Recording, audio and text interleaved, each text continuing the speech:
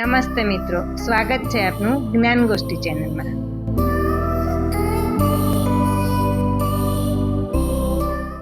નમસ્તે મિત્રો.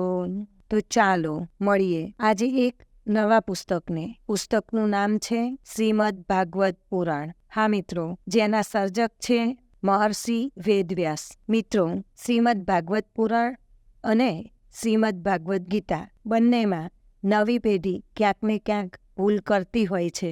તો આ શ્રીમદ ભાગવત પુરાણ એ 18 પુરાણોમાંનું એક પુરાણ છે મિત્રો. પરંતુ શ્રીમદ ભગવદ્ ગીતા એ કૃષ્ણના મુખમાંથી ઉચ્ચારાઈ છે.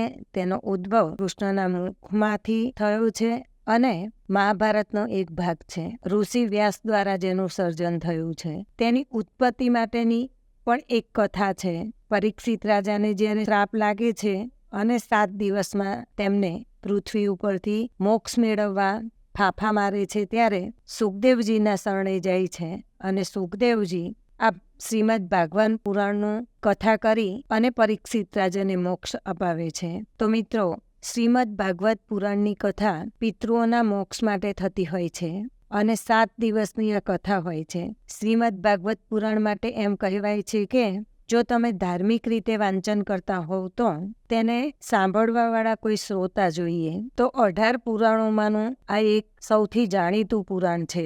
તો ચાલો જોઈએ શું છે આ પુરાણમાં. તેમાં શ્રી કૃષ્ણની જીવન લીલાઓનું સુંદર વર્ણન કર્યું છે. મિત્રો, વિષ્ણુ અવતારના માત્ર 10 જ અવતાર વિશેની કથાઓ આપણે સાંભળતા હોઈએ છીએ, જ્યારે વિષ્ણુ ભગવાનના 24 અવતારોનું વર્ણન આ શ્રીમદ ભાગવત કથામાં કરવામાં આવ્યું છે. તેની મૂળ રચના પ્રાચીન કાળમાં 5મી 6ઠી સદીમાં મહર્ષિ કૃષ્ણદ્વૈપાયન વ્યાસે કરી છે અને શ્રીમદ ભાગવતમાં 12 સ્કંદ અને 335 અધ્યાય છે અને આશરે 18,000 શ્લોકોમાં વહેંચાયેલું છે. પ્રારંભિક સ્કંદોમાં પુરાણના વિવિધ વિષયો અને વિષ્ણુ ભગવાનના અવતારોનું વર્ણન કર્યું છે. મિત્રો, 10મા સ્કંદ એટલે ભાગવતનું હૃદય કહી શકાય અને 10મા સ્કંદમાં શ્રી કૃષ્ણની રાસલીલાઓનું વર્ણન છે.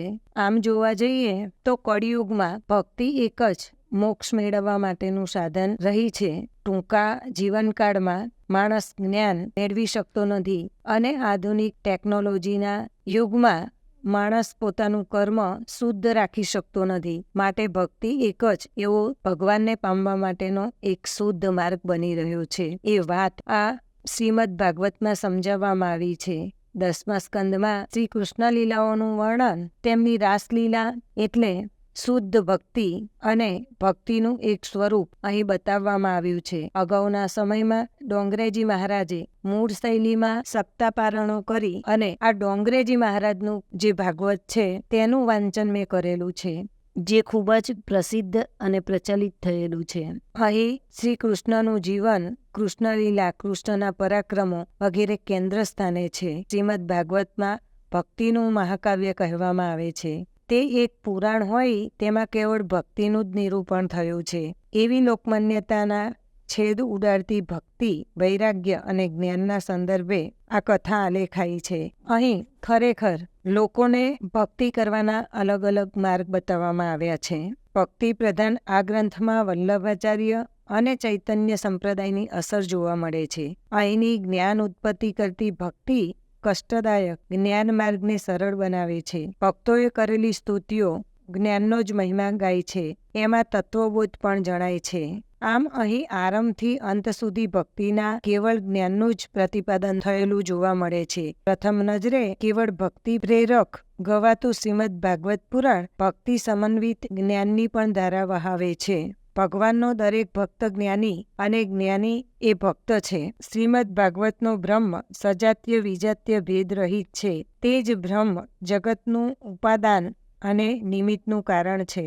અહીં પરમાત્માથી ભિન્ન વસ્તુની સત્તાને નકારવામાં આવી છે. આ ગ્રંથના મુખ્ય કથા પ્રસંગમાં આવતા બ્રહ્મનું નિરૂપણ, બ્રહ્મનો પર્યાયી શ્રી કૃષ્ણ, કૃષ્ણના અવતારી સ્વરૂપો અને માયાનું નિરૂપણ, યોગમાયા, વિષ્ણુમાયા અને આત્મમાયા વગેરેનું દર્શન અહીં કરાવ્યું છે.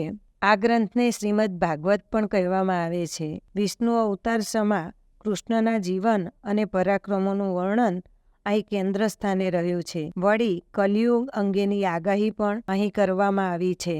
અહીં એક વાત નોંધવા જેવી છે કે ક્યાંય અહીં રાધાનો ઉલ્લેખ થયો નથી. ભાષા અને શૈલી છંદને કારણે આ ગ્રંથ પુરાણોમાં મહત્વનું સ્થાન ધરાવે છે. તો મિત્રો, અહીં આપણે જે હાલ કલ્કી અવતાર વિશેની જે પિક્ચર આવ્યું છે તેના વિશેના પણ અવતાર વિશેની પણ વાત કરવામાં આવી છે અને તેની ભવિષ્યવાણી પણ કરવામાં આવી છે. તો મિત્રો, ખૂબ જ ટૂંકમાં જ ભાગવત કથાનું વર્ણન આપની સમક્ષ લઈ આવી છું. ખરેખર ભાગવતની એક એક કથા દરેકને બોધ અને માર્ગદર્શન આપી શકવા સક્ષમ છે, પરંતુ તેનું વિસ્તારપૂર્વકનું વર્ણન કરવા જઈએ તો કેટલાય એપિસોડ બનાવવા પડે. માટે અહીં આ શોર્ટમાં જ ભાગવત કથા શું કહેવા માંગે છે તેની વાત આપની સમક્ષ લઈ આવી છું. તો એક સનાતન ધર્મના અનુયાયી તરીકે આપણા ધર્મગ્રંથો શું કહેવાય, શું કહેવા માંગે છે, શા માટે રચાયા અને કેવી રીતે આપણને ભવિષ્યમાં ઉપયોગી બનવાના છે